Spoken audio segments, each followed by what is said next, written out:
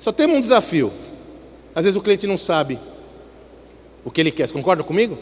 Às vezes ele acha que precisa de uma coisa e precisa de outra. Esse Clayton Christensen fez um teste que ele foi contratado pelo McDonald's.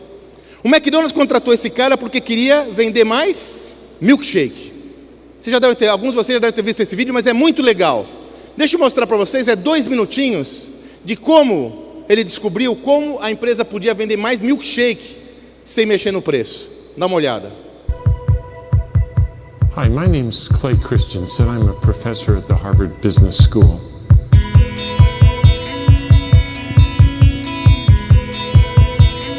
I brought with me a set of puzzles, all related to innovation.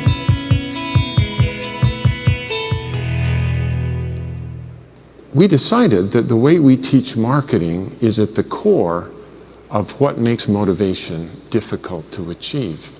The most helpful way we've thought of it so far is that we actually hire products to do things for us. And understanding what job we have to do in our lives for which we would hire a product is really the key to cracking this problem of motivating customers to buy what we're offering. So I wanted just to tell you a story about a project we did for one of the big fast food restaurants. They were trying to goose up the sales of their milkshakes. They had just studied this problem up the gazoo. They brought in customers who fit the profile of the quintessential milkshake consumer.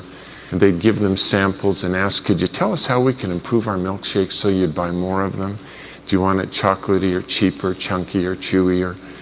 They get very clear feedback. They would then improve the milkshake on those dimensions, and it had no impact on sales or profits whatsoever. So one of our colleagues went in with a different question on his mind, and that was, I wonder what job arises in people's lives that cause them to come to this restaurant to hire a milkshake. So we stood in a restaurant for 18 hours one day and just took very careful data. What time did they buy these milkshakes? What were they wearing? Were they alone? Did they buy other food with it? Did they eat it in the restaurant or drive off with it? It turned out that nearly half of the milkshakes were sold before 8 o'clock in the morning. The people who bought them were always alone. It was the only thing they bought, and they all got in the car and drove off with it. So to figure out what job they were trying to hire it to do, we came back the next day and stood outside the restaurant so we could confront these folks as they left, milkshake in hand. And in language that they could understand, we essentially asked, excuse me please, but I got to sort this puzzle out. What job were you trying to do for yourself that caused you to come here and hire that milkshake? And they'd struggle to answer, so we'd then help them by asking other questions like, well, think about the last time you were in the same situation, needing to get the same job done, but you didn't come here to hire a milkshake. What did you hire? And then as we put all of their answers together, it became clear that they all had the same job to do in the morning, and that is they had a long and boring drive to work. And they just needed something to do while they drove to keep the commute interesting. One hand had to be on the wheel, but somebody had given them another hand and there wasn't anything in it. And they just needed something to do while they drove. They weren't hungry yet, but they knew they'd be hungry by 10 o'clock, so they also wanted something that would just pull down there and stay for their morning. Good question. What do I hire when I do this job? You know, I've never framed the question that way before, but last Friday I hired a banana to do the job. Take my word for it, never hire bananas. They're gone in 3 minutes, you're hungry by 7:30. If you promise not to tell my wife, I probably hire donuts twice a week, but they don't do it well either. They're gone fast, they crumb all over my clothes, they get my fingers gooey. Sometimes I hire bagels, but as you know, they're so dry and tasteless. Then I have to steer the car with my knees while I'm putting jam on them, and then if the phone rings, we got a crisis. I remember I hired a Snickers bar once, but I felt so guilty I've never hired Snickers again. Let me tell you, when I come here and hire this milkshake, Olá. it is so viscous that it easily takes me 20 minutes to suck it up that thin little straw. Who cares what the ingredients are? I don't. All I know is I'm full all morning and it fits right here in my cup holder. Well, it turns out that the milkshake does the job better than any of the competitors, which in the customer's minds are not Burger King milkshakes, but it's bananas, donuts, bagels, Snickers bars, coffee, and so on. But I hope you can see how, if you understand the job, how to improve the product becomes just obvious. Sacaram? Não adiantava mudar o preço, mudar o sabor, porque o atributo de compra era outro.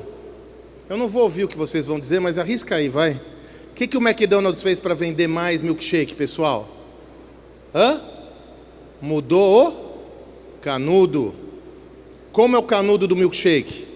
Ele é mais grosso, duro, não é? Com a mudança do canudo, eles venderam mais milkshake. Percebe onde eu quero chegar? Com o entendimento profundo da demanda do cliente, eu não mexi nem no atributo preço. Eu falei, peraí, se eu tivesse atributo de diferenciação, que depois foi copiado, eu tenho uma dianteira. O meu competidor, eu não tenho que ficar olhando só os meus competidores, pessoal. Nós temos muito hábito de ficar obcecado pelo competidor. Eu tenho que olhar muito quem, pessoal? O meu cliente. Adoro essa fala do Steve Jobs. Quando ele criou, quando a Apple lançou o iPhone, ninguém falou para ele que eu quero um celular, um smartphone que tenha um espaço grande, que não tenha tanto espaço para teclado, que tenha uma tela grande que eu possa tocar, que eu possa comprar qualquer... Ninguém falou isso para ele. Na verdade, ele descobriu, observando atentamente a demanda do cliente, ele observou que as pessoas iam usar cada vez mais a internet no celular. E criou, vocês sabem que inclusive tem essa história, a tela touch nem foi desenvolvida pela Apple, foi pela HP. Ele criou um produto para atender essa demanda. E é sobre isso que eu quero trazer para vocês. Aproxime-se mais do que nunca do seu cliente. Tão perto que você diz a ele do que ele precisa sem que ele perceba. Pegando carona nas duas perguntas, na segunda pergunta do Zonta. Como eu me liberto dessa questão da taxa de juros? Ora, a Fenabrave trouxe aqui o presidente do Banco Central. Alguém de vocês tem o domínio para diminuir a taxa de juros? Nem o cara que estava aqui tem quase, né? Então o que eu tenho que fazer?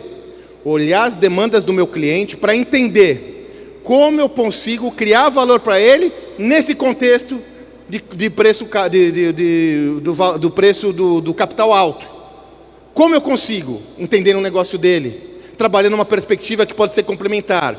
Segundo, já que está tão desafiante esse processo, como eu consigo oferir mais ganho nos produtos acessórios? Já que a taxa de juros, como nós vimos, tende a ficar alta por mais tempo. A partir do entendimento das demandas do cliente, eu consigo criar mais valor. Se você estiver gostando do nosso conteúdo aqui da Academia SEO, deixe um like, mande o seu comentário, faça uma visita ao site da plataforma da Academia SEO, www.academiaseo.com.br. Conheça mais profundamente o nosso conteúdo. Tem uma série de entrevistas muito importantes, você pode assistir os temas. Tem a série Liderança e Gestão, onde nós estamos fazendo webinars exclusivos apenas para os membros da Academia SEO. Venha ser membro da Academia SEO então. Um abraço.